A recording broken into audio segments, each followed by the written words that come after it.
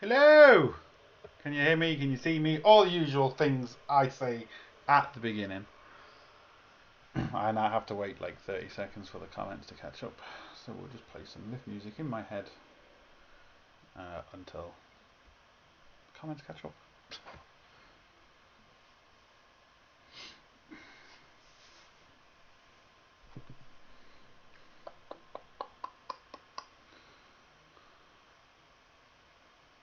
So how are we all doing? And what are we up to this evening or morning or afternoon? Depending where you are on the planet.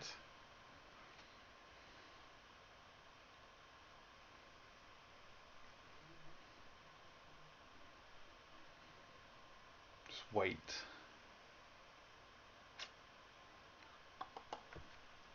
For the comments. Oh, I should have had a cup of tea. DB, how you doing, mate? Jordan, how's things? Dave, how you doing? What are we all up to this evening?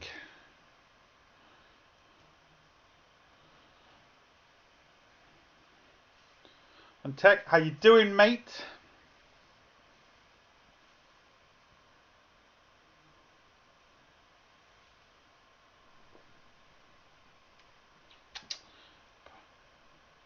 Hello, kid. How you doing, mate?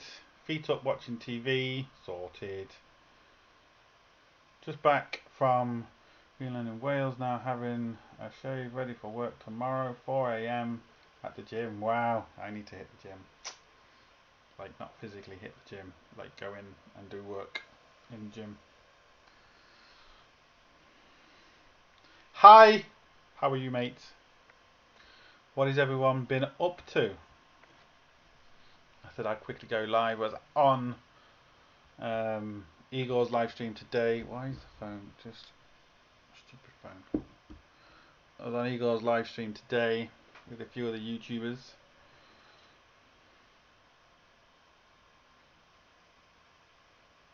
How's she cutting? All good over in Galway. Is it raining? Because it's raining bloody Mayo.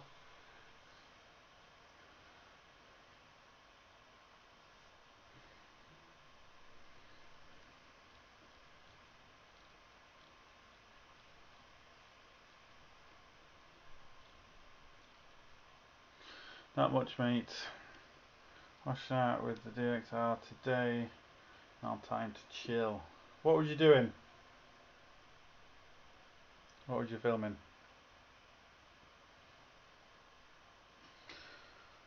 Anything exciting happening with anybody?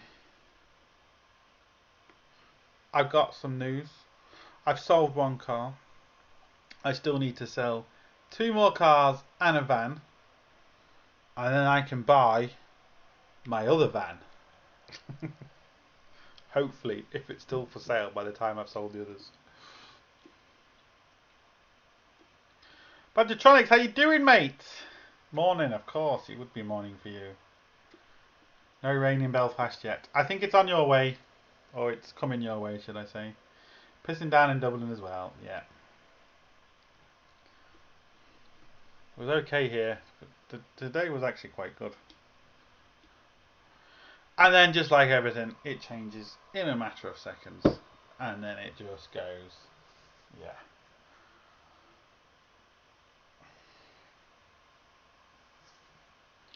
Just don't sell your soul.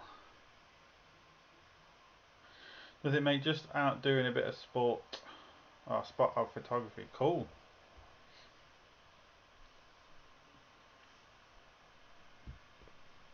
What was you photographing?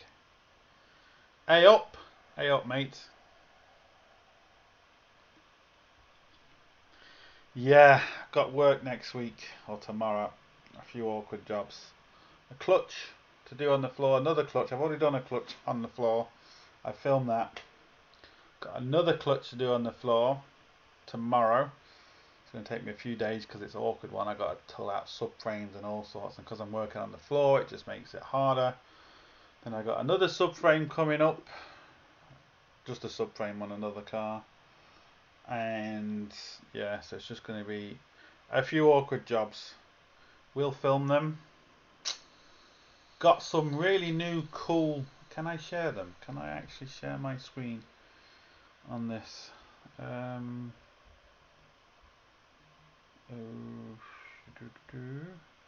Because I've got some really cool new video things from my YouTube videos. So a new end, kind of a new beginning and stuff. My Patreons have seen them already because I've done a couple of videos using them, and they're really cool actually. Hi mate, how you doing, Tendo? Noel? Actually, Noel is Leon spelled backwards. Ah. Well, Leon, what's up? Lee, how's things, Lee? Down the local glen, just waterfalls and stuff. Trying to get used to the new camera, to be honest. Yeah, there's a lot of settings on them cameras. You really need to know what you're doing. It's amazing the pictures you can get out of them. It's raining everywhere. Great country if it had a roof on it. You need a bit of rain every now and then. But a rain never killed anyone. When people always say to me about the weather, I'm like, well, look, think of it this way, right? We get rain, and yes, it can rain for 3 or 4 days, a couple of weeks, or whatever. The sun doesn't come out, but at least we don't get hurricanes, tornadoes, earthquakes, and all that sort of stuff. You're pretty much guaranteed when you go from work, you come back in the morning or you come back in the evening, your house is still going to be there. It's not going to be blown away. So yeah, that's the way I look at it. Could be a hell of a lot worse. I don't mind the rain. Give me the rain any day of the week over the sun. I hate being too hot. I hate it. I have a clutch on a 2006 Land Cruiser in the morning. Depends on life of the farmyard. Not looking forward to that. So you do it on the floor as well, Alan, because they're not actually too bad. Because the gearbox is pathway, and actually, even though it's heavy, but it's easier to do on the floor than the old transverse ones.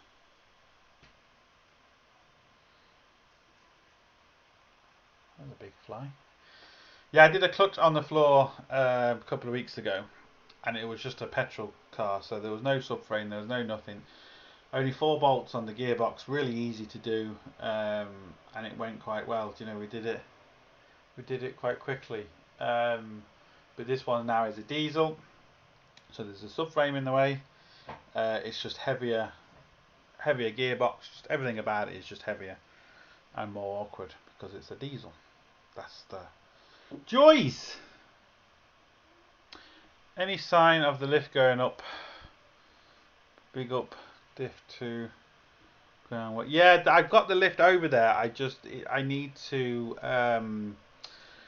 cut out holes and make the concrete deeper so it sinks underneath the other concretes that are there at the minute, because I just don't think it's quite thick enough. Need about 4 inches, and he thinks it's around 4 inches, but it could be 3 inches in some places. So I'm just going to cut 2 holes out, and I'm just going to make 2 big pads.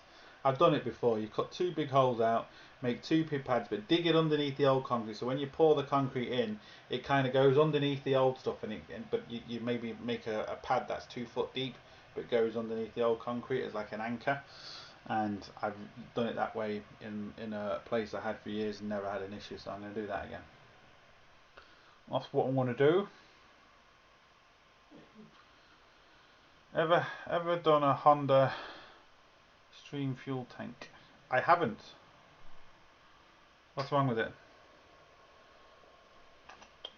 No, a 4-post lift, but every nut and bolt has to be elevated and closed for.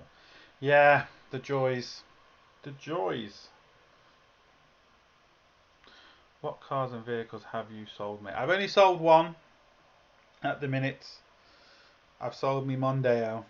I've still got a Fabia for sale, a Chevrolet, and a Peugeot Boxster van, which I got the other day. They're the ones we're selling. Hopefully we can sell them quick enough to get the other York. Hi Leon, everything going to plan? Yes, I mean everything is kind of going to plan. I was hoping it would go to plan a bit quicker, taking time to sell things, which because of the old virus and people don't really having much money to spend at the minute and stuff like that, it's kind of made things go a little bit slow, but we're getting there. We are getting there. Slowly but surely. Where is that? I can hear a huge fly, but I can't see it. We are getting there, slowly but surely, as they say. Slowly but surely. What is everyone else up to, and where is everyone from? Let me know where you are from in the world, where you are watching from. I know a few people obviously in Ireland, a few people in England. Bodgitonics, if he's still here, is in New Zealand. And we got Northern Ireland as well. Dave's still here. But where is everyone else from? My phone bloody charging. My phone isn't charging.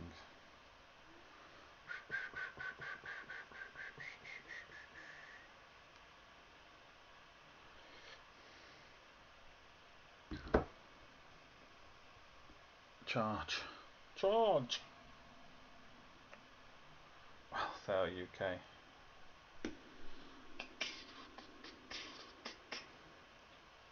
This stuff smells lovely. Scotland! Lots of nice places to photograph in Scotland.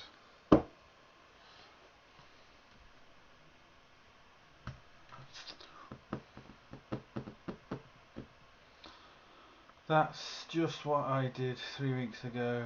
Dug out 1 metre square holes, half metre deep, but told I have to wait 28 days for concrete to go off, then can bolt it down.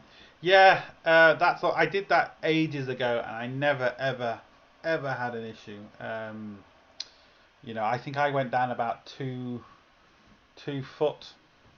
And I made a pad of square, but then I went underneath the old existing concrete, so it can't really move. It acts like an anchor, and I never ever had an issue.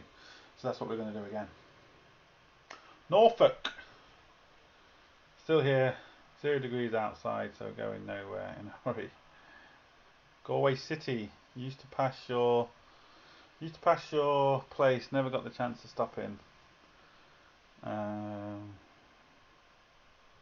Drogheda. West Yorkshire.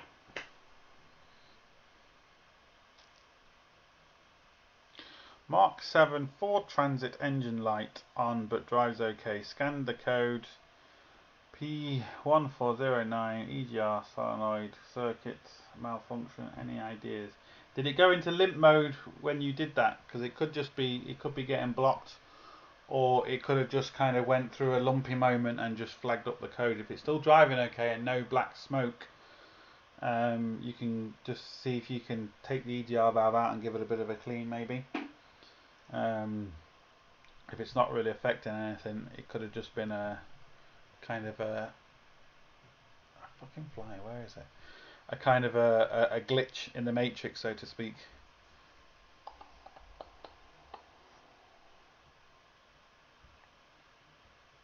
You're 100% correct. We're very lucky. A bit of rain doesn't hurt. Exactly. That's the way I always look at it. You see some parts of the world, you know, that have got like Tornado Alley, and they have earthquakes, and they have, you know, massive proper storms. You know, big forest fires and stuff, and you just, you know, you can't stop it. We maybe get a lot of rain, but it's just a bit of rain. So I really don't mind it whatsoever. I think, you know, things could be a hell of a lot worse, so it don't bother me. Where the heck? Oh, look, it's fucking fly. I can hear it, I just can't see it, and it sounds like a big one. So yeah, I really don't mind the rain. I hate it when it's too hot, because when it's too hot, you can't do anything. You can't really make yourself colder, really, especially when you're working on cars. A car comes in and the engine's boiling hot. At least when you're cold, you can put a jacket on and you can make yourself warmer. But when you're hot and you're too hot, you're kind of screwed. Hello, having a problem with my Volvo XC90 2004. Stereo won't switch On, check fuses, all good, any clues, thanks. You have to pull out the radio and just check your powers and grounds, go into your radio. Some of them radios have a fuse directly in the back of them, that you have to physically take the radio out to change the fuse. Not all of them do, but some of them do. So check that fuse, and if you check your powers and grounds and you're okay, then it could just be your radio. Your actual radio is foobarred, which is a possibility. Would you recommend to buy a launch diode gun or the bigger tablet version? Now it's tricky because I've only used the diode gun. I know people that have used the bigger launch, but I'd have to double check this, but from what I've been told, the diode gun actually is more powerful than the bigger launch tablet. The processor's more powerful, and I think it has more memory standard. But the bigger screen certainly helps. The software is the same. Software is exactly the same. It just depends if you want to spend the extra few quid on a bigger screen. But check out the specs first, because like I said, I've been told that the diode gun is actually a bit higher spec than the bigger launch tablet. Now, not the big one, just the one up from the diode gun. There is a bigger launch which is a hell of a lot more expensive, but I've never used that one, so I can't say. So just check that out first. But I had the diode gun and can't really fault it at the minute. All this rain is good for the garden. Exactly. If you're too hot, just drink antifreeze and coolants. Yeah, you can do. C3PPO. Hi Leon, from Lincoln, thinking of buying a 2010 Honda Jazz. Are you between, or are you over the age of 70? Because that's normally what a Honda Jazz means. I might just stereotyping now on a Honda Jazz. Sweden checking in. How you doing, mate?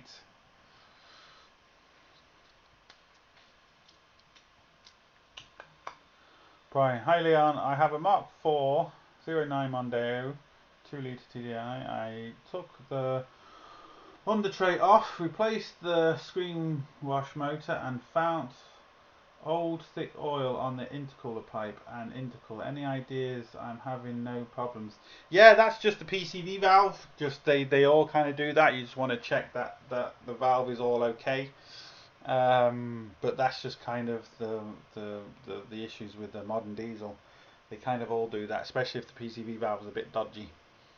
So you just kind of want to keep an eye on it. Check your intercooler, make sure you haven't got a lot of oil in it, because you could get a runaway diesel, which is not nice, because it's bye-bye engine. Thanks, I will check that. I've got a 12-plate Kangoo van, but the air light up. But the air, you mean the airbag, is it? Put the air light up, but cold air. Any advice? Put the air light up, but cold air. Do you mean you're getting cold air from the heater? Is it?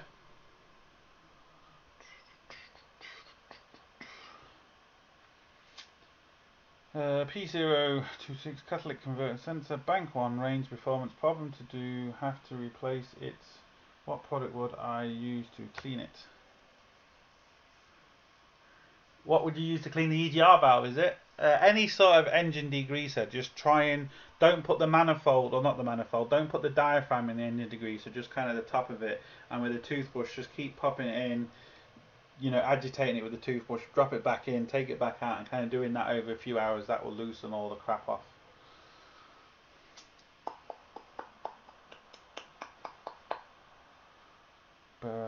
No black smoke, mate, but I put a brand new Ford EGR valve last year. I reset the engine light, and 2 days later. Yeah, you need to tell the car you've put a new EGR valve in and reset all the values, because otherwise it won't really know. County Clare. Aircon not work. Oh, aircon not working. So, but air light up. Well, if the aircon's not working and you're pressing the button and it all lights up, you're just going to have to see if it's leaking somewhere. So you're going to have to go to an air conditioning guy, because I don't think you're going to have the tools.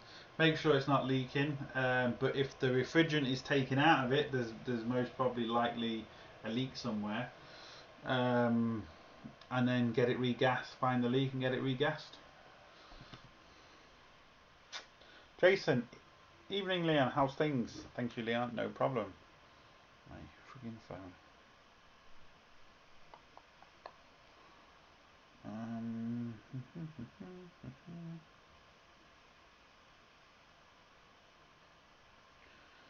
So yeah, that's what I would do in that situation. Just give me 1 second. Waiting for a message.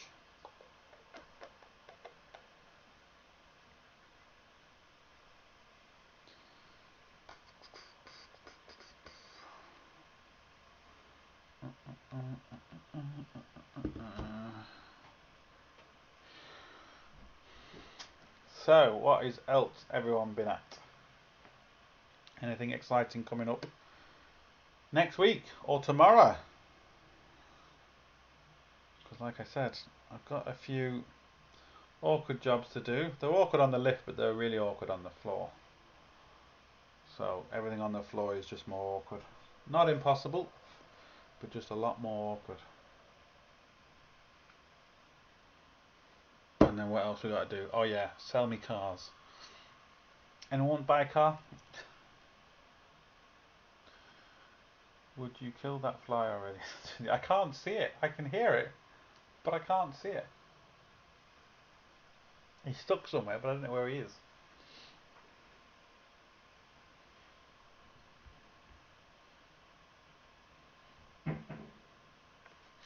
No problem, Philip. No problem at all. Just AC problems without the right tools is, difficult, and the tools tend to be quite expensive. It's not a thing you can just kind of check, because you have to put it under pressure and see if there's a leak.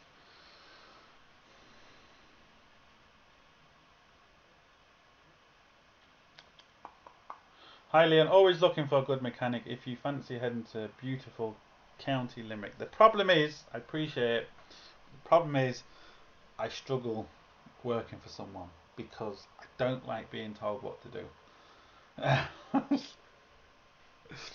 So working for someone, doesn't really work out for me. And a lot of garages that I have been in, some of them don't like you kind of diagnosing a problem. It's just like, oh, it says misfire on cylinder 2, just replace the coil pack, and then when it doesn't work, they're scratching their heads. So that's the problem working for somebody. Don't like being told what to do, and not all the time they like you diagnosing like a fault. It's just whatever the scan tool says, replace it, hope for the best, and if it doesn't, then we'll worry about it later. So yeah, not saying you're like that, just saying, I struggle working for somebody. It's just hard. I've been on my own now for so long. Going back working for someone would be very, very difficult. Now, if it was a case of managing somewhere and telling people what to do, fucking brilliant at that. No problem at all. I can be the cunt. Yeah, I can do that. Yeah. But someone else telling me, no.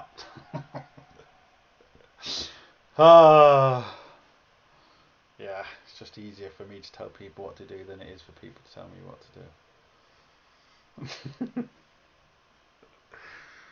Oh, funny. Funny because it's true. I haven't been to Limerick in a long time, actually. Always used to be up in Limerick, but haven't been in a long time.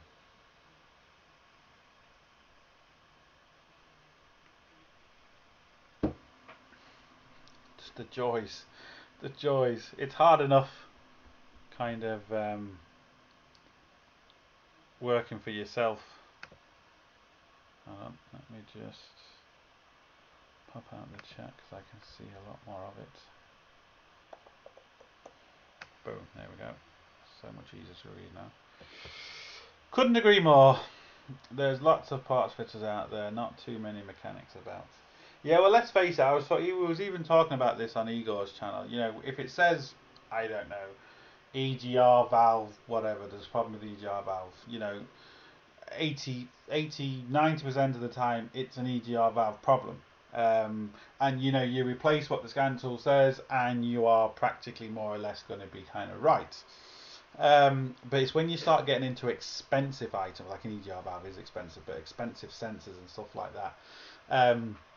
I don't like doing it until I know for 100% fact, and some garages just don't like you taking the time. And when it's an issue, if you then, well, you know, you told me to replace a £2,000 thing, but it's not the problem, and then it all just gets, you know, everyone kind of gets angry and stuff like that, and it's just a nightmare. You still think about going mobile? 100%, mate. 100%. If I can sell these other vehicles and buy this other van, no problem at all. I'm going mobile, and I will be doing a video, and I will be going mobile anywhere. Literally, I will go anywhere, and I mean anywhere. But the thing is, there is a kind of a thing. No one's going to really pay me to go. Like, I would literally go anywhere in the world, but of course, no one's going to pay me because they can find a mechanic somewhere cheaper. So I'm going to say I'm going to go anywhere, but no one's going to pay me. But I will travel anywhere in Ireland again. You know, if someone pays me enough. So if someone's having trouble with their car and they've taken it to a few garages and they can't fix it, I will basically travel and we will try and fix it. Now, there's no guarantee I can fix it. That's another thing. I'll be putting myself out there. No guarantee at all I can fix it. But I will be travelling anywhere and we'll be giving it a go. So it's going to be awesome. And if there is a person out there, especially if they watch the videos and they want us to film it, you know, I'll come down, we'll film it, and it'll all be Gucci. Nothing exciting next week. Servicing a Merc. Then want to try organising me workshop. Listen to your mummy, you're going to be in trouble.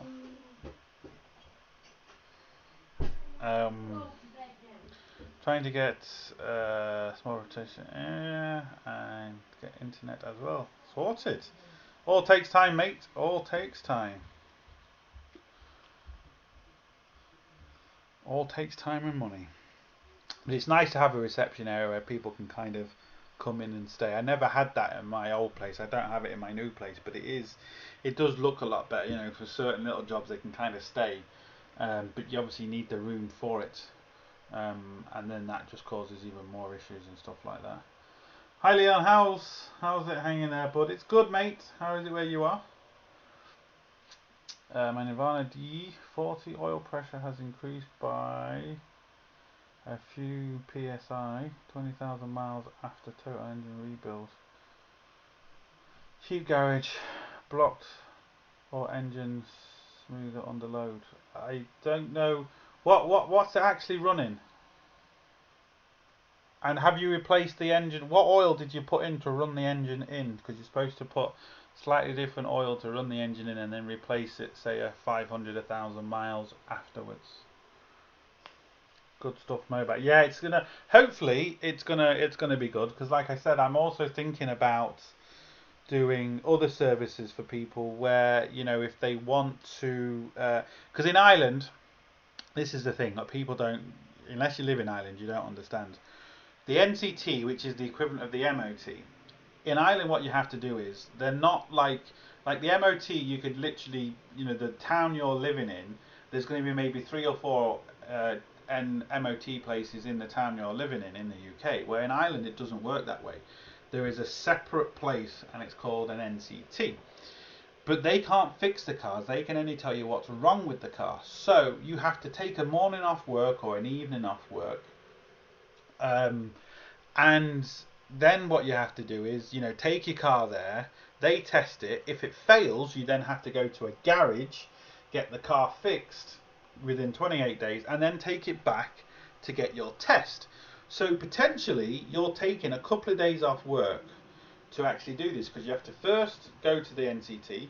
If it fails, you then have to go to a garage, and then you have to leave your car at the garage and find someone else to pick you up to take you to work or take you to home. It's a lot of hassle for the person to do that. So what I'm planning on doing is I'm also planning on taking their cars to the test for them. So in other words, rather than someone taking all this time off work and all the time and hassle, let's say they ring me up, right, my NCT is on Tuesday at 4 o'clock and I'm at work in, say, I don't know, wherever they are. I will then come to their place of work, I will take their car to the test centre, I will then test it, and if it needs any work, we can then repair it, and then I can take it back and, they'll have a test on it.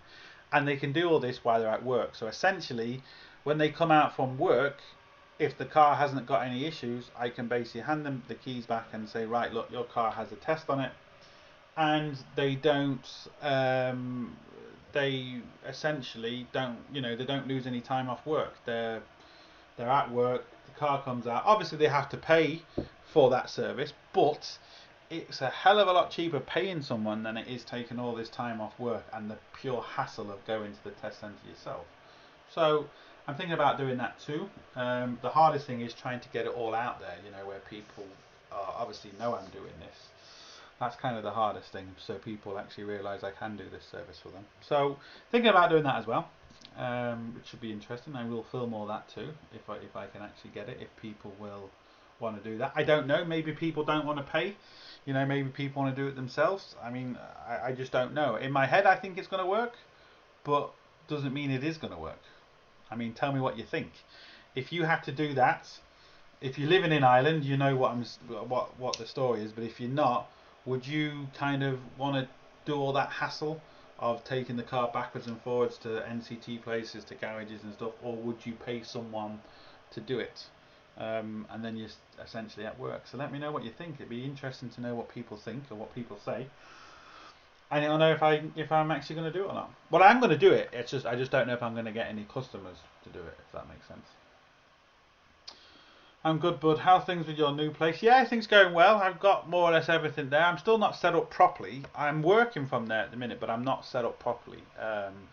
Even to do the simplest jobs is taking a long time because I still haven't got all my tools in the place. I still don't know where everything is. So it's just, at the minute, it's a bit of a nightmare. It's a bit of a nightmare at the minute. But we're getting there. We are getting there. Good evening. I'm never going to do another clutch on Severa again. It hurts. A diesel Severa is a nightmare. The petrol ones aren't too bad, but the diesel ones are a nightmare. Scrap it, man. Leon, thumbs up. How you doing, mate? Leon, any good advice you can give me? I have had this Kangoo DC for 3 years. Is there any common faults you know of? Only air conditioner at this time. Thanks, my friend. 12 plate. It's like anything. I mean, there's a few issues with them. Dirty diesel destroys the injectors and pumps, but it does kind of on any car. What other problems have I had with them? I've had a few head gasket issues with them. I've had crankshaft sensors. I've had issues with crankshaft sensors on them. The wires kind of breaking more so than the sensor failing. What else? Just kind of normal stuff. Anything. There's nothing that comes to mind that sticks out that is a problem with them, that sticks to my head. Just the normal kind of everyday stuff that you kind of get on Renaults and the French stuff. That's a great idea. Social media, good place to get. Yeah, it is. I'm going to be doing all that. I'm going to be doing all that in social media, but it's the thing is it's getting the social media in your area, because I know if I said to people, like I get questions all the time, I'll come and fix my car, because everyone, well not everyone, but a lot of people think I'm in the UK, and obviously that's just not the thing. And I would travel, like I said, anywhere, but if I'm traveling somewhere, let's say I'm traveling all the way down to Cork or something, well, I'm going to have to be staying over the night. And obviously I'm going to have to get B&Bs or hotel rooms and stuff like that. And I just know that no one's going to pay, because why would they? It would be expensive, and I know that. I'm not stupid.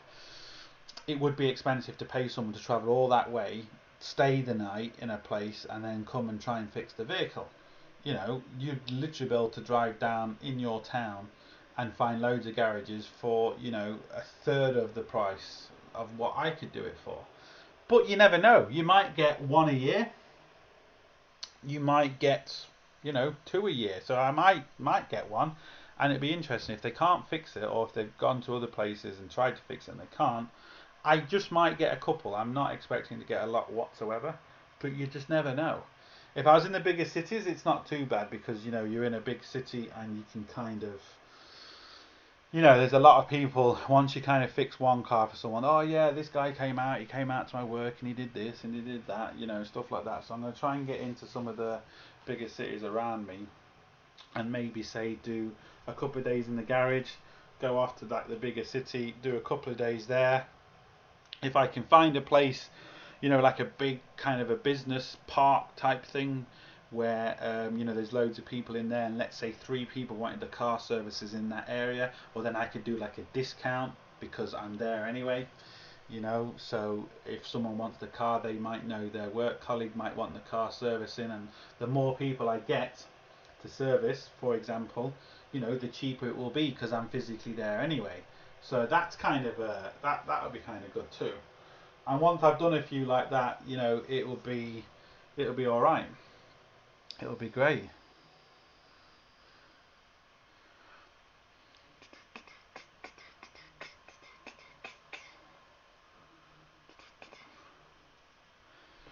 Uh, have you ever used an ESR meter? I have. You mean for caps, Dave? I've got one. I think I've even done a video on one.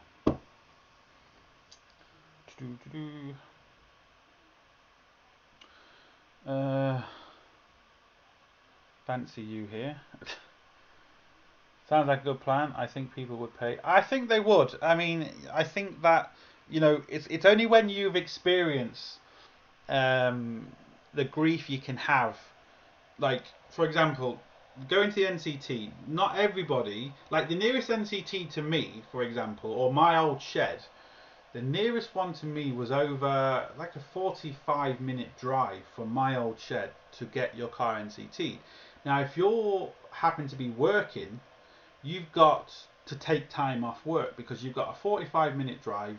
You know, depend on the car, you might be in there for half an hour, 40 minutes. Let's just say an hour, just to be, and you know, 45-minute drive. So that's 3 hours gone, 3 or 4 hours gone already. And you know, are you going to go back to work after that? Most probably not. So you would book the day off work for that. If your car passes, you're all good. You go to work the next day, no problem. If your car fails, you then have to go to a garage, and again, depending on where you are, you're going to have to get someone to pick you up to take you to work because you've dropped your car in at the garage. Then you pick the car up from the garage, you know, that evening or a couple of days later, depending on what's wrong with it. So then, if you basically without a car for a couple of days, which is frustrating. Then you have to go back to the test centre and get it tested. So essentially, you could be taking, say, a day to 2 days off work because of, you know, trying to take the car to the test. If you work in the city where the test centre is, obviously that's a lot better. That's a lot easier. You're kind of okay, but you know, there's not millions of test centres around Ireland. So I think if it's not too expensive, people will just think, do you know what? I don't mind paying him whatever it is, and I don't have to take time off work. I don't have to take a couple of days off work, because taking a couple of days off work, it's either going to cost you money or you're going to have to eat into your holiday money, and it's still essentially costing you money. So if you pay someone, it's just so much easier. It's just so much easier. I think. I mean, in my head, that's what I'm thinking. But in reality, will people do it? Don't know. We will find out. We will find out. It's a Renault, lol. Sorry, I didn't say. Did I miss a question, Sean?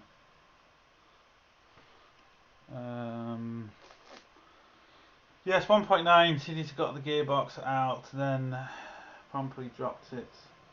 Now got broken leg. Oh, ow! Not good. It's a heavy gearbox. They are heavy. The issue is I would take my car to you, but I live in Scotland. Yeah, so need to be local. Do you have Gumtree? I don't. I think there is an Irish Gumtree. I'm not sure. I think there is. Yes, for caps, reasonable result. I've found, Dave, that the really good ESR meters, the expensive ones are good.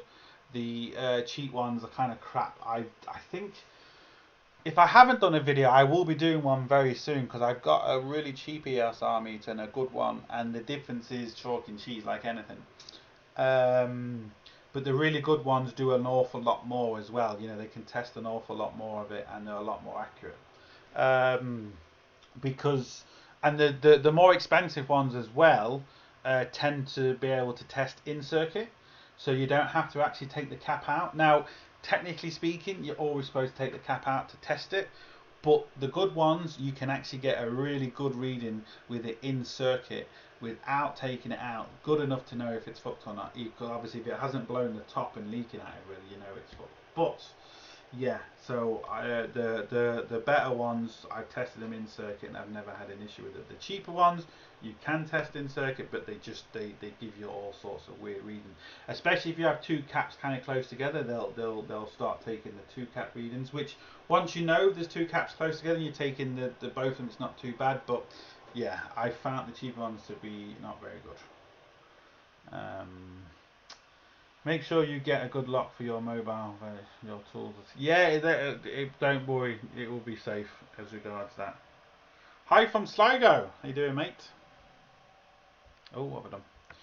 Do you do restoration, welding, etc.? It's very yes, I do. I'm going to be doing a full video restoration on a Citroen CX. It's going to maybe take a year, maybe 2 years to do, and we're going to do a nut and bolt restoration on that Citroen. So I'm going to be showing welding techniques. I'm going to be showing how to make panels, you know, because there's going to be certain panels that you can't buy anymore, and we're going to make them. I'm going to show you how to bead rolled, how to do all types of different welding, spraying, filling, you name it. We're going to do it all in these videos. That's going to mostly take about a year, maybe 2 years. But restoration and welding is expensive wherever you go. People don't realise the time and effort it takes to restore a car. If you want to do it properly, it's going to cost you money. It's as simple as that. You know, people just don't realise the time and effort it takes. I could be doing like there's the wing on this Citroen, for example. Now, lucky enough, he's managed to get a couple of wings very cheap, but the wings are very bad. It could literally take me a week's work, maybe even 2 weeks to fabricate this wing. 2 weeks to fabricate a wing is going to cost a fortune. But the wings are £1,000 each, so you have to weigh up the cost. Is it cheaper to buy them and fit? That's just to buy them, mind. So you got to fit them, and then you've got to paint them and spray them and do all that. So that £1,000 basically doubles just to do 2 wings. Or do you spend half of that on repairing it? It's like everything. It's just.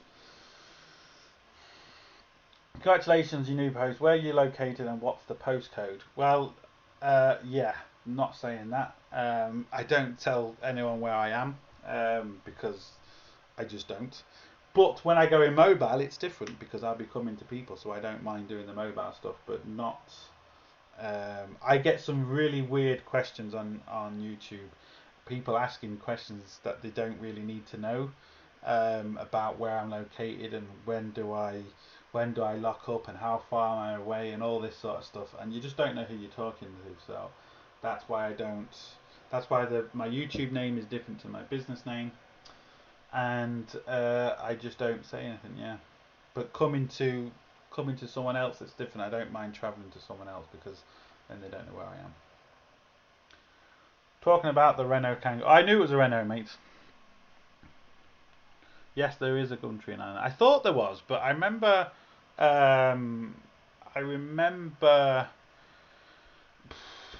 looking at it once, and I don't think it was very good. So I didn't think it was maybe used properly.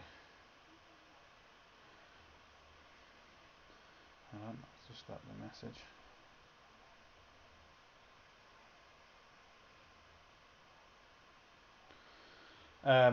So yeah, it done deal's big here.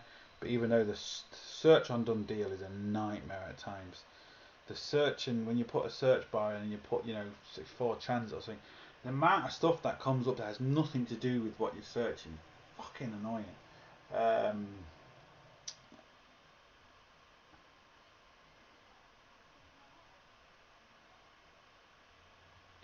So yeah.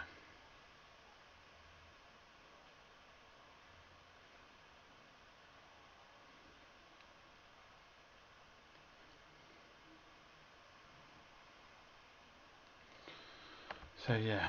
Hi Leon, 97 Land Cruiser fitted a new clutch back in October. Last couple of weeks there is doesn't answering noise from the new clutch is release and joint acceleration. What did you replace on it? Did you replace everything on it? Like, did you completely replace everything or just the clutch plate itself? And what brand of clutch did you use?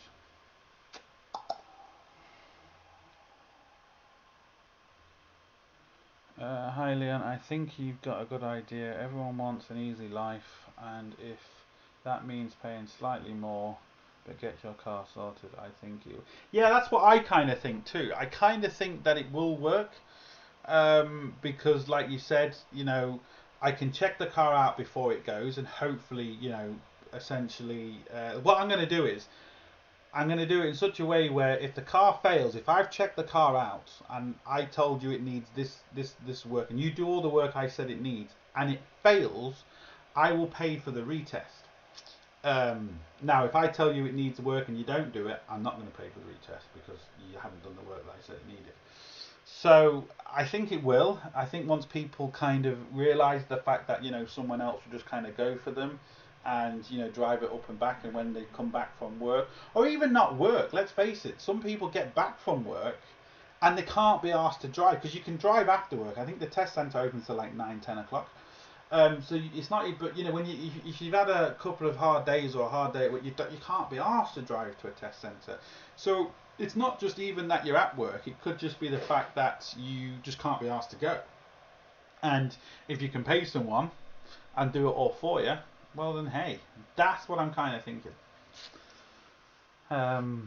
Good luck with it. Thanks, mates. I got quoted 3k for 2 sills. Well, it depends. I mean, it depends what type of sills they are. Are the inner sills gone? Are they what are they painting?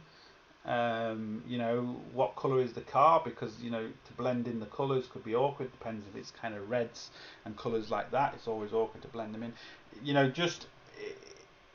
It's difficult. I had a guy come to me, and he got quoted 500 for doing a sill, and he thought that was ridiculously expensive, and he came to me asking for a cheaper quote, and I didn't even give him a quote. I said, look, I couldn't do it for that. I couldn't do what you want for that money.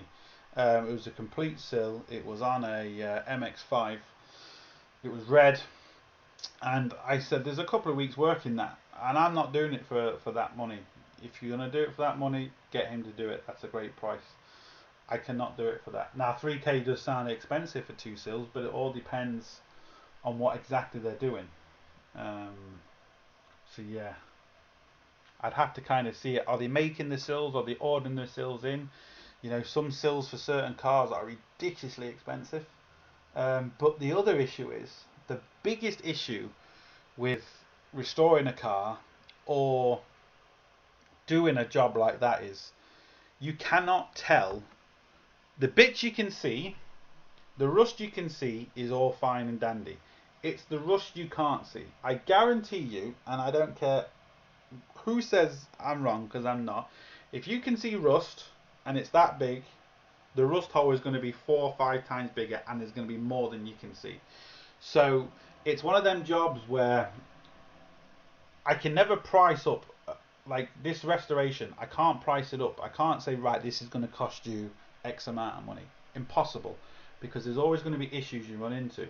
I could say to you, right, I can repair that little part of your sill for say 100 quid, but you cut out that little bit of rust, and then you see the inner sill completely rusty, or you see the rust is, because there are always rust on the inside out, and you can see the whole panel is rusty, and then when I cut that little square out, I have to cut this much out because there's just rust is too much there. So the job has already gone from a little hole to a massive hole.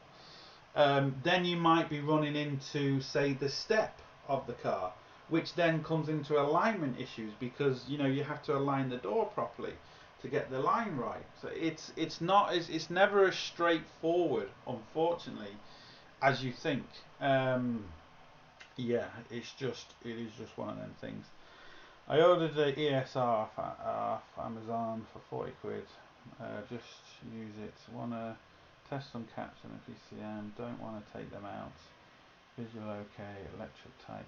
I mean, it might be okay. I mean, it's going to give you a better idea than nothing. But I've got two. And actually, sorry, I've got three. No, sorry, I've got four. I've got some really cheap ones that you kind of make yourself kit, which I'm going to be doing a video on. Which they're okay once they're out of the circuit. I've got a really good one, and I think I started filming a video, and I obviously haven't released it because it's coming back to me now, where I show testing with the really cheap one inside the circuit, and I tested with the more expensive one. It was a Fluke one. And the other thing is the Fluke one, the more expensive ones go higher. The cheaper ones don't tend to go too high, and they just basically don't work. Or they can actually think the cap is something different and test it in a different way, which is annoying as well. But yeah, it'd be better than nothing, let's put it that way. Do you have tissues for your customers when they give your bill? It's hard to watch a grown man cry. Well, what I do is I very rarely, every time a car comes into me, I always give them the price. So if it's a service, I can say exactly right, your car is going to cost this to repair. If they come in with a big long list, it needs a service, it needs tyres, it needs brakes, it needs a wishbone or whatever, I will price up all that and I will give them the exact price of their car. The exact price. So they know when they say to me, right, okay, do the job, they know when they're coming back, whether it's that evening or a day later, whenever it is, if I've told them it's €1,000, it's going to be €1,000. Now, if I ring them up and say, look, I've actually found this problem as well, why I'm here, it's only going to cost you an extra 50 quid, there's no labour in it because I'm already here, do you want me to replace that, yes or no? If they say yes, then it's going to be 1,050. So I don't, basically the customer doesn't come to me and say, well, I wasn't expecting it was going to be that much, because that just causes so much grief and I can't be doing with it. And it's not fair for the customer either, because the customer doesn't know what it's going to charge. It's not fair, and I don't do it that way. But things like restoring a car and stuff, it's a completely different story, because you cannot, it's impossible to know. So when I'm restoring a car, what I would most probably do is I'd give the person a daily rate, where I'm going to say, right, it's going to cost you to have me work on your car X amount a day. And we will do, say, three or 4 days worth of work on your car. You then pay me whatever I've said. Then we'll stop for a week, and then we'll, or a couple of weeks, and then we'll do a couple more days. And that way, they know more or less what it's going to cost each day. They don't get a big, huge bill. They just pay me so much every couple of weeks, and then I stop. They can save up a few more quid, and I'll do a bit more work. And obviously, but the parts are an extra to that. So I will do it in such a way where I'll say to the person, right, we need to repair this door. I think it's going to take me 3 days to repair this door. It's going to cost you X amount a day. But there could be an issue in it might take me a bit longer. After 3 days, I will know exactly then, right, I need another day on it. Right, no, I've done it in that time. Or no, look, it's a lot worse than we thought, so I need 2 more days on it. And that's the way I would do that type of job. Sometimes it is bloody annoying, but yeah, that was just labour costs. Well, I mean, yeah, it does kind of sound expensive, but without seeing the car, without knowing what car it is, it's impossible to say. But £3 for 2 sills does kind of sound expensive, but like I said, it all depends on the car. It depends on everything. LUK clutch, pressure plate, release bearing. Was there dual mass flywheel in that? I can't even remember what car it was. Was there a dual mass flywheel in that car? And if it was and you didn't replace it, that could be the issue. Sounds good. You'll offer full service, check it, get it tested and return to the owner. Yeah, that's the plan. No paint. Wow, so that was just no paint, no nothing. Does kind of sound expensive, but again, this is another thing. Just because, like I said, just because you see a little hole, to repair a sill properly, depending on how bad they are, it could be a week's work just in physical labour costs alone. And then you've also got to think about, the welders, how much the welders cost, how much the electricity, and all that. It all adds up, because when you start using big heavy machinery, your electricity bill goes sky high. You have to pay your people, you have to pay rates. So, it's not really, the price adds up very, very quickly. Let's put it that way. Um, I've just got a new welder there that was thousands. There'll be a video coming on it very soon, and equipment is just ridiculously expensive. And I know people are going to say, well, yeah, you can buy cheaper welders and stuff. Well, you can, but when you start talking about what this welder can do, and just use this as an example, it's unbelievable. You're doing a big panel across, say, a door skin or something that's very weak and flexible. It's very difficult just to MIG weld that. You can do it, and I've done it. It's not impossible, but you're going to essentially warp the panel, or cause some sort of warpage in the panel, where a better welder, you can actually braze with the MIG torch. You can actually essentially braze it, which cuts the heat down it by a third, which you can still warp the panel, but you can actually do with like a lap joint then, and the braze will actually run between the lap joint and give you a really, really strong joint. So there's loads of different techniques and there's loads of different things, but people don't realise the effort. I mean, to do them two sills, if they're really, really bad, you could be talking 2 weeks, 3 weeks, even 4 weeks. I mean, you're talking a long time, depending on how bad they are. I'll swap you. Does it come with a happy ending? If you pay enough. Eileen, I asked you before about the oil and intercooler pipe. You said it could be the beauty valve. Is that under the manifold? If not, where? What car was it again, Brian? I completely forgot. Garage near me will pick your car up in the evening, work on it overnight, and return it to you driveway ready for in the morning work.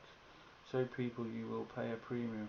Yeah, I mean that's brilliant as well. The only issue I would have with that is I think it's a great service, but the problem is if you need parts, that's where it becomes an issue.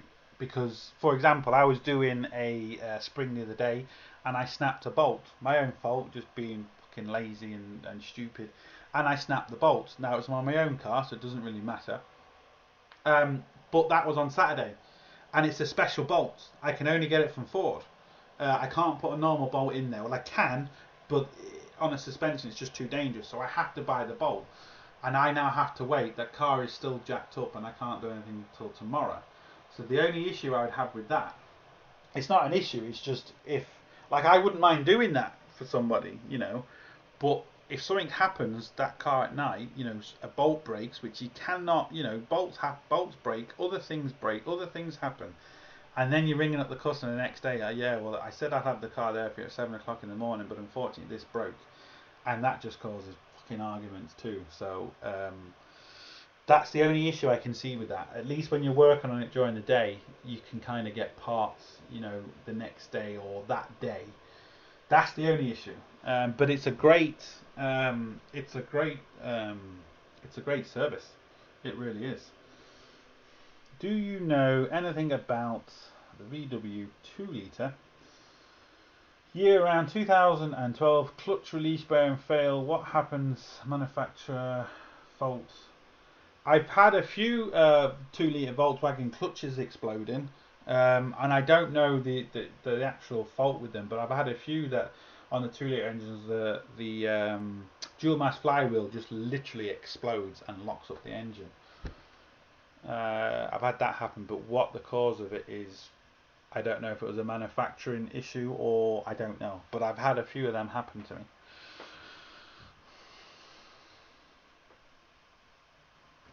How do you deal with people that don't turn up for your appointments?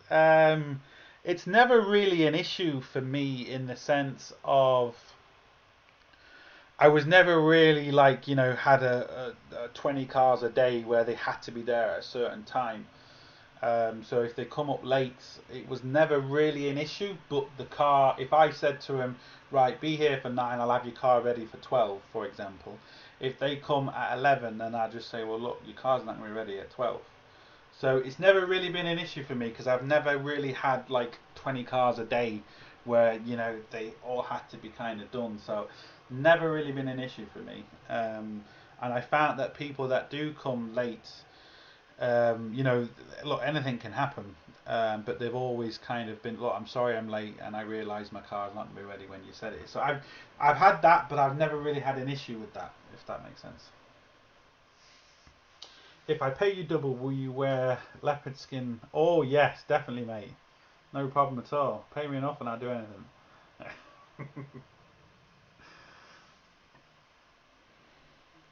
You're so right about the rust hole. Just take a bit off and you end up trying to. Yeah, exactly. And the other thing is what you don't see is just because a car rusts here on a door panel, let's say, the rust in behind it could be coming through. So you could repair this door panel here, put a new piece in it, and then 6 months later, a rust starts coming from here because it's rusting out. And people, oh, you didn't repair it properly. Well, no, I did. I repaired this part properly, but your rust is here. The only proper way to do it, and this is ridiculously expensive, and unless you're like a multi-millionaire, is this ever going to happen? Is you have to completely strip the car down, get it chemically dipped, where it rips all the crap, all the rust off from absolutely everywhere, and you can see exactly what's going on. Then you repair all the panels properly, and then what you do is, now this is the key, because this is the awkward bit. You have to repair the panel with no filler, which is kind of difficult. Well, it's very difficult. Because what you can actually do then is get it galvanized, which is kind of the best thing to do. But you're always it's more or less impossible to repair a car if it's badly rusted without using filler. You can lead line it, but that's kind of a dying art, and people don't want to pay for that either. I will be doing a video on how to actually lead line as well. But what you can do is, if you do need a slight skim of fillers, you can actually still fill it, and just be very careful you don't take away the actual protection that's just been put on the car. And then you can get some special touch-up stuff to put the coating back. But that is, if you want to do it properly, that is the way to do it. But we're talking redonkulous money, just ridiculous money. And I don't know if there's anywhere in Ireland that can actually do it. And I don't know, I could be wrong, there maybe is, but I don't know. And I would hate to think how much it would cost. It'd be thousands and thousands. My Mondeo, 2 litre, TDI, PDI valve location, please. Off the top of my head, I don't know, mate. I don't know where it is on that. I think it's on the... I don't know. I don't know off the top of my head. I don't really deal with that. I think I only have one Mark IV Mondeo that comes into me, and I don't really deal with a lot of them. So off the top of my head, I don't know.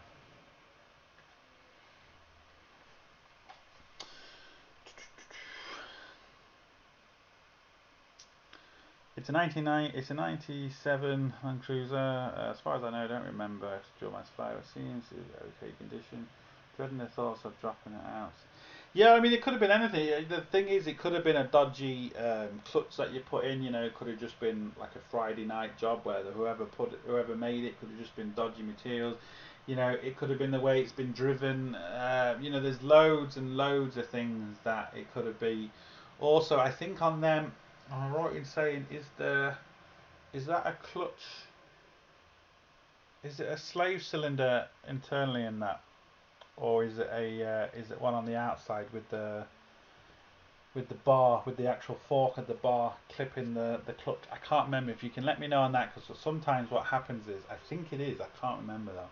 It's been so long since I've seen an older Land Cruiser, that the fork that actually pushes the clutch can be bent. and that can it can all look fine, but it's slightly bent and twisted, and it just puts the wrong pressure on the clutch, and it can cause the clutch to fail a lot quicker than it should do. That could be it. It could be it. Hi, have you seen any failures on a Mark 5, Mark 6 Golf T after remapping from 100? I have. I do remapping myself, and what I always tell everybody is, once you start remapping a vehicle, you're going to be putting a lot more strain on stuff. So if your turbo is slightly dodgy at 140 brake and you go to 180, well, it's going to be really dodgy because it's going to be under a lot more pressure because the boost is going to be higher. So there is issues with remapping everything, and it's not the remapping fault because people, oh, you blew up my turbo, you remapped it and it was fine before. No, it fucking wasn't fine before. It just wasn't under as much pressure, so it maybe would have lasted a year. You then start putting more horsepower through it. It's going to maybe last 3 months. That's not the remapping's fault. That's because your turbo was half fucked anyway. Once the remapping is done properly, I haven't really had I've never had an issue like a remapping issue. Well, I tell a lie, I have. I've had a few that's just gone a bit screw-whiffy, but I've just taken the old map out and put the new map in. It's never caused any damage. It just hasn't ran properly. But I've never known a remap to cause any damage that wasn't there already. If that makes sense. There's always been an underlying issue when you do a map for somebody, like the engine was gone or the turbo was going, or there was always issues with the car, but people blame it on the remap because they just want to get a free turbo or an engine or whatever. That's normally the way it goes. How's it going? Boom! How's it going, mate? Career King's intermittent vibration in the clutch pedal when hot. Petrol or diesel? I'm in the middle of a long-term resto on a Mark III Cortina. The shell has been stripped and galvanized. Oh, interesting. How much was that? Mark, how much was that? It's the best way of doing it, without a doubt. Because you're starting then, your car can still rust. Of course it can. A stone can chip it and chip off the galvanized. But once you get it dipped, it tends to rip all the rust out that was behind the panels that you can't see, and then the galvanized goes back inside, which you can't see, so it just stops it from happening again for a longer period of time. It's not going to stop it completely, but from what I remember, again I could be wrong, but from what I can remember, it ain't bloody cheap to do, because you can't just get it stripped and then galvanize it, because you then got to work. There's no point galvanizing it with all the rust holes there, because it's just a waste of money. Because when you cut it out to replace that panel, you're going to be cutting all the galvanize away. So you kind of have to strip it, dip it, repair it, and then galvanize it. But then if you've got long panels where you've replaced and welded, you're always going to get a slight bit, well, no matter who you are, you're always going to get a slight bit of warping. You can fiddle the metal a little bit, but you're always going to have to do a little bit of body work. It's a diesel. It's most probably your dual mass flywheel then. Most probably your dual mass flywheel. But if you've got a vibration in your clutch pedal, you're going to have to take your gearbox off anyway, and you'll most probably find it's your dual mass flywheel. That is an issue. My 130 PD Passat I used to bait about up and down the yard. It's remapped this 5 years. I couldn't bolt it. Yeah, exactly. I've remapped loads of cars and never, I've had a few people trying it on, but I've always told them first that, if your car is anyways dodgy, I've turned a few people away because the turbo was too much play in it, and I knew they were just going to say, well, you blew up my turbo, so I said, come back after you get a new turbo in, or I'll put a new turbo in, and it's going to cost you this with the remap. But they never come back because you just know they just want to try and get a free map and a free turbo.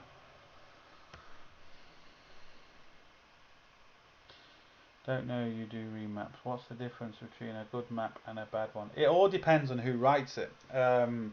and it depends on how it's written. There's always a few maps for, there's loads of different maps for different cars. So in other words, you can have a performance map and an economy map. And let's just say, for example, we'll just say a car's 150 horsepower. Now, depending on the car, some people can say, well, I can remap that to 230 horsepower for you. Or let's just say 250, just for round figures, 100 horsepower more, which is a lot. Technically speaking, yes, you can, most probably, certain cars get 100 horsepower more out of it. But you're putting that much pressure on everything that is just not designed for, and you are going to break something, whether it's drive shafts, whether it's clutches, because you've got to remember, your clutch, for example, is only rated for that horsepower. You put another 100 horsepower into that car, let's just say the engine takes it, let's just say the engine is okay. Your clutch isn't going to take it, your clutch is going to slip. So you're going to have to put a performance clutch in, which costs more. And then you put too much more horsepower in, you're going to have to upgrade your brakes, because again, your brakes won't be able to handle that power. It's a knock-on effect, and it's huge. But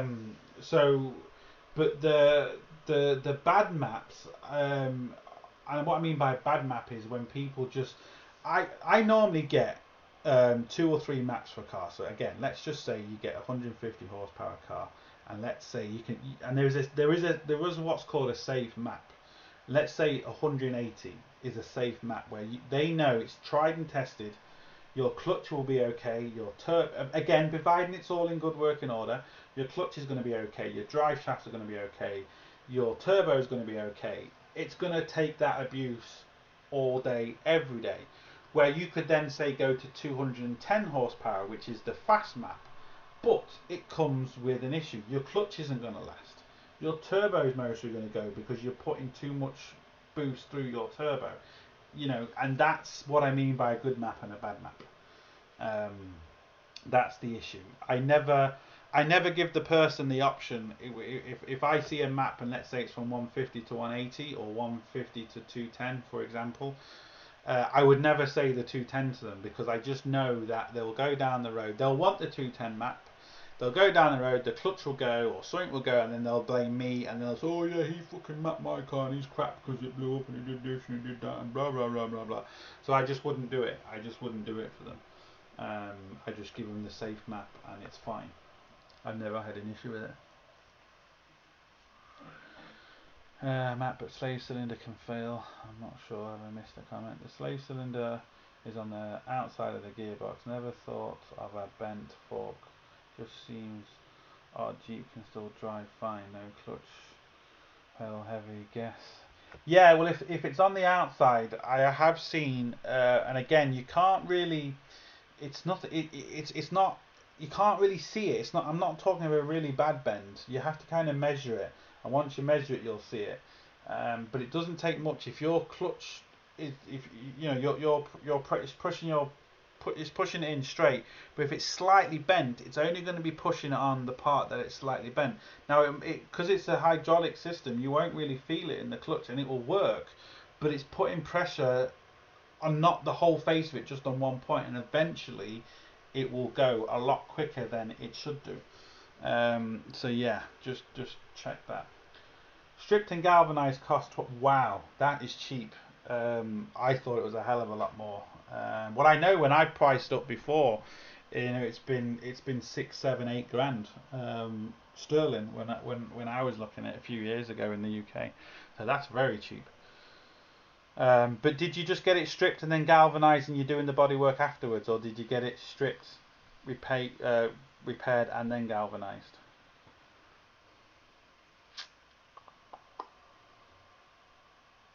But yeah, definitely well worth the money for doing that for that sort of price. Definitely worth the money. But it's like everything. I've seen people that have got it galvanized, and then I see them cutting holes in it and repairing it, and you can get special paint and stuff to go over it, but you still, you've got potential rust spots. So if I was doing it, I would get it stripped, repair the car properly, replace any panels that need replacing, and then get it galvanized afterwards. I personally think that's the best way.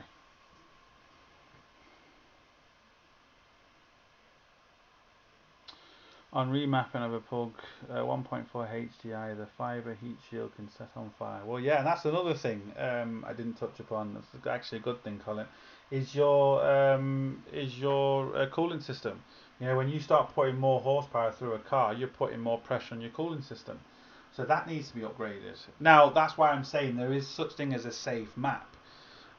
If you use the safe map, which only might be say 20-30 horsepower more, which doesn't sound a lot, but believe me, 20-30 horsepower more is a hell of a lot in a car. You know, you don't have to worry about your heating system, you don't have to worry about your brakes, you don't have to worry about your clutch, because these maps have been tried and tested. Where you go for kind of the extreme maps, they just, yeah, you're,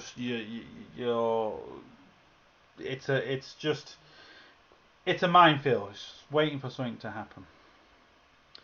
Did take 18 months between stripping and galvanizing. I did. Yeah, that's the best way. I always thought that's a nice job, Mark. I see you hit 40,000 subs. Did I? I didn't. To be honest, I didn't even. I don't look at my subs anymore. I used to. Can I go and actually check? Just 1 second. YouTube dashboard. Oh yes, 40,012. Didn't even know. I used to look, but I haven't looked in a while. Don't bother looking anymore. It means nothing anyway, to be honest. Subs mean nothing. It's nice to show off, but it means nothing. It's your views that kind of are important, but your subs is just a number. But it's nice to have. Don't get me wrong.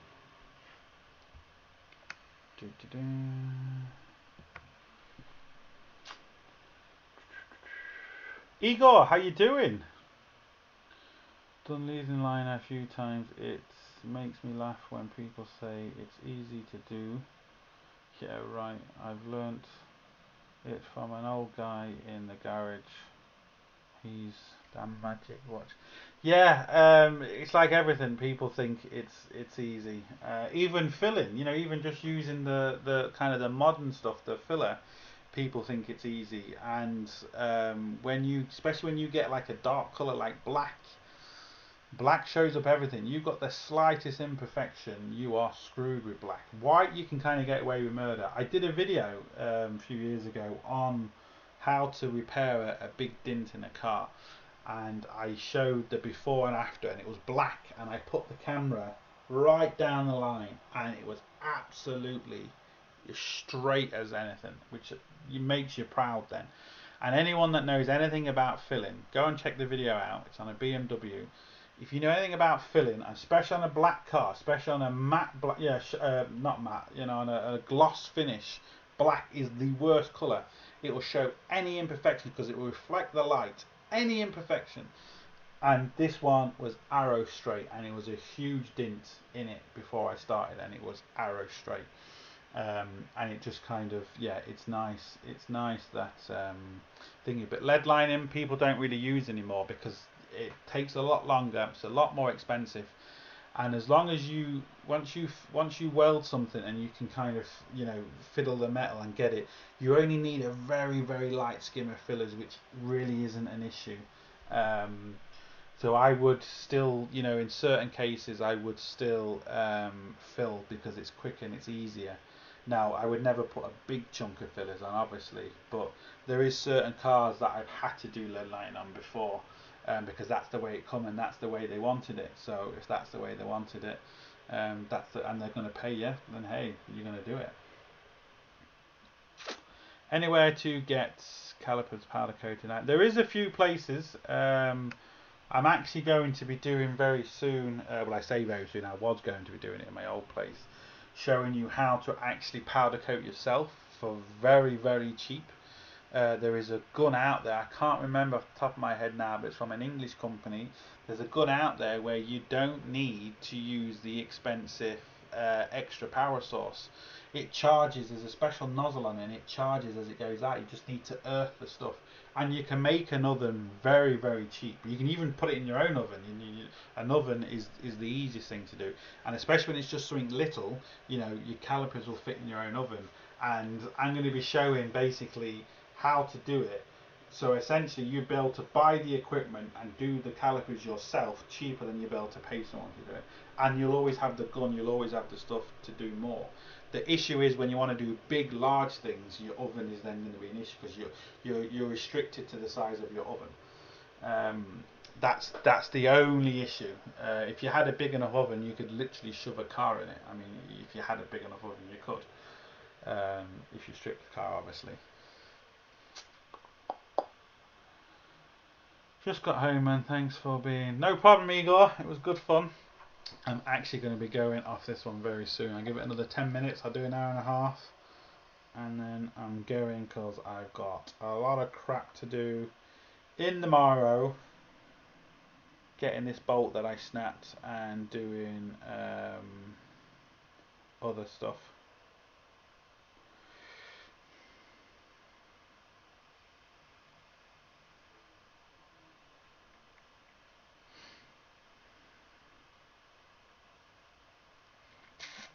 Oh, 1 second.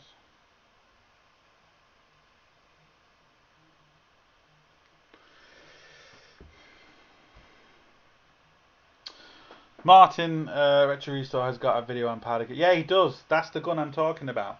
It's fantastic, and it's so cheap, and it's brilliant. And you see some of the stuff he does and how it comes out with. Like I said, you are just you're restricted to the size of the oven you have.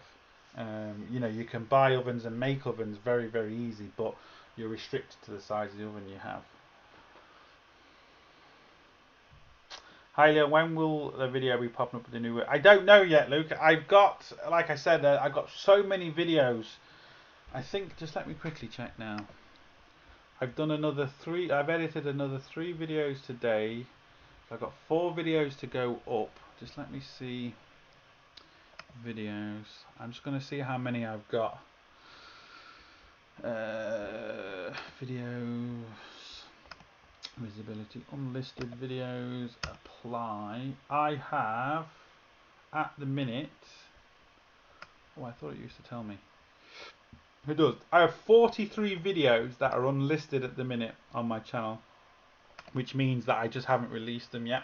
I've released them to my Patreons, and I've done another 3 videos, so 46 videos I have ready to go. Well, no, sorry, because some of them aren't videos. Some of them are. So maybe say maybe 38 videos that I have ready to go, and I don't know where the new workshop one is, if that makes sense. I don't know where it is in the line. It's going to be fairly kind of high up because it's kind of a fairly newish one. The hell was that? When I put a video up, you'll see sometimes people will put a comment on, and that comment could be 2 months old before the video goes up, because people always say to me, oh well, how you know, this video has just come up but I see there's a comment 2 months ago. Yeah, because that's from my patrons when I've shared it. So when you see a video come up online, it can potentially be 2 or 3 months old to when I've made it to when I've put it up. So I don't know when the new ones are coming up yet, because I don't know where it is in the things, if you know what I mean. We'll be doing the same as will be the same day as the video of the Sierra's online. There is, I have done a video on my Sierra. Again, it's my patrons have seen it. I haven't released it yet. So that is coming out very soon as well. It's going to be interesting to see what people think about my 1.3 Sierra. Yeah, 1.3 Sierra. That's what I've been telling everyone. Right, Leon, I've got to shoot. My friend has come around and she's got better tits than you. Stay safe. See you later, mate. I've got really nice tits, though. Right? They're really nice. I've seen them. Yes, Igor, you have seen them. You have seen them. Another 6 minutes and then I'm going. Like I said, I really am not looking forward to next week, to be honest. A lot of crap to do. A lot of awkward crap to do. The Pug 1.4 HJ is well worth doing. I put 50k on mine. It was 70 horsepower, now 98 after remap. The cat and the heat shield set on fire the first day. Nice. What's your thoughts on the launch diode gun now you have used it for a while? Bought one based on you and reviewed, has been excellent so far. I have to admit, at the minute, it's brilliant. I mean, for the price of it, this is the key. For the price of it, it is fantastic. It's the best one I have tested so far for the price of it. Now, I mean by so far because I haven't tested all the scan tools out there. People just assume that I know everything about every scan tool. I just don't.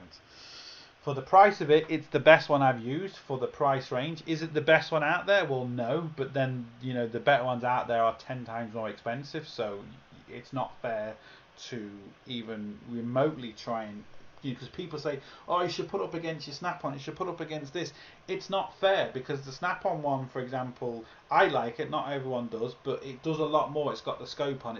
You can't compare them. It's unfair to compare them. But for the price of the diode gun, considering it can do a lot of program, it can do a lot of bidirectional controls, at the minute, it's the best one for the price. It's my go-to scan tool. It's the one I would use first. If a car quick comes in, I'll quickly plug it in. Now, if I have to do bigger in-depth stuff, I will be breaking out the bigger scan tools with the bigger screens, especially if you have to, you know, put all the, if you have to graph everything. That's where the diode gun falls down because you can't really see the graphs properly. Where the Snap-on ones, you can kind of zoom into the graphs easy and you can have more graphs up. It's just better in that sense. But as a car comes in, the first one I would use is that one all the time.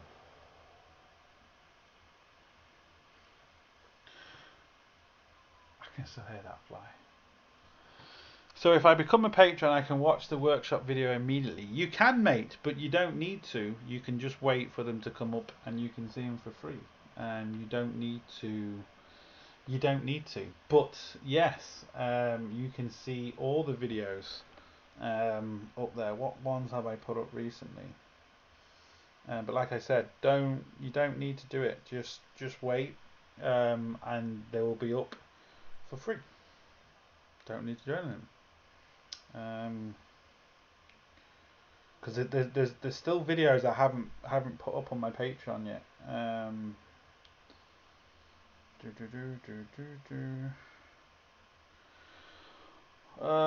We have a video I put up a couple of days ago. Why do people do this? Why do people let this get so bad? That's kind of a funny video. I'm going to get a lot of grief for that. I've got a Cozzy video on there. I've got my new shed. I've got, can you flip a car for huge profit? There's metal bender videos. Some of these videos have obviously been released. You have to go through them all, but there's a lot of videos on there that haven't been released yet. The top 4 videos haven't been released. Then there's one. Oh no, they've been released, have they? There's a lot more on the RX-8 that haven't been released, and there's a lot more. I must actually do it. Thinking about it, I must actually do it tomorrow. I must actually upload more videos to the old Patreon tomorrow. I did a video today. I did a couple of videos today on a couple of new tools that I've got. In the car video, do you actually flip one? Here we go. We've only got a minute left, so I'll leave you stay here. Just be quiet for 1 second. No, I don't mean physically flip, as in roll a car. I mean buy it to make money. Is it possible? Because I want to be doing a series on that too. Because, like I said, because I don't know how long work's going to kind of take to recover. What I was planning on doing is buy cars with problems. Can you fix them and can you make profit on them? Is it kind of worthwhile doing? And I want to do like a video series on that. But the flip side to it is I need to buy this other van so I can go and collect them. That's the problem. Right, we've got 30 seconds left, so what do you want to say to everybody? Now, today's episode, this is a robot that I made to program a YouTube channel. Now, You're going to say hello to everybody? Hello. Why are you in bed? It's like, what? 10 past 11. Why are you in bed? Because you're watching Lego fans or not, because I said, why are you not in bed? Not why are they not in bed. Yeah. Anyone subscribe to my YouTube channel? And what's your YouTube channel called? Leon, shut up. Leon, shut up. Yeah. That's what your YouTube channel. Yeah. These subscribers hit your YouTube channel. Your YouTube channel is called Leon, shut up. And any particular reason why you're slapping me? Because. Leon, shut up. Putting me for. Right, everybody, that's it. Look, we've done it. We've got an hour and a half. Be careful, look what you're doing.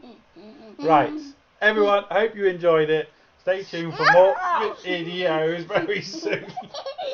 And we'll see you for the next one. I finished that short.